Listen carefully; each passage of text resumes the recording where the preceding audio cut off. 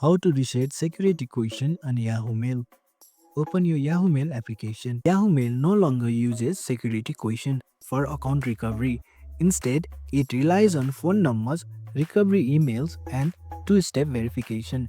If you previously set up security questions, they have been removed from your account settings.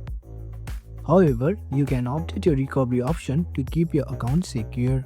Tap on to the profile icon from the top left corner. In pop-up, you have to select Manage Accounts. Tap on Accounts. In the Account screen, select Security. From here, you can update or add a recovery phone number or email.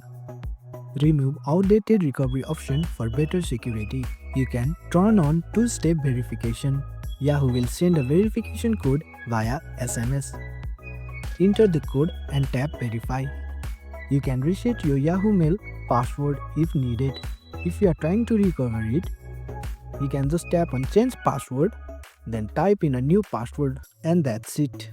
Yahoo no longer uses security question, so update your recovery option for better security. Thanks for watching. If you found this helpful, give it a thumbs up and consider subscribing for more tutorials.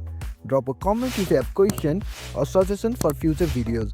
And don't forget to check out our playlist. See you in the next one.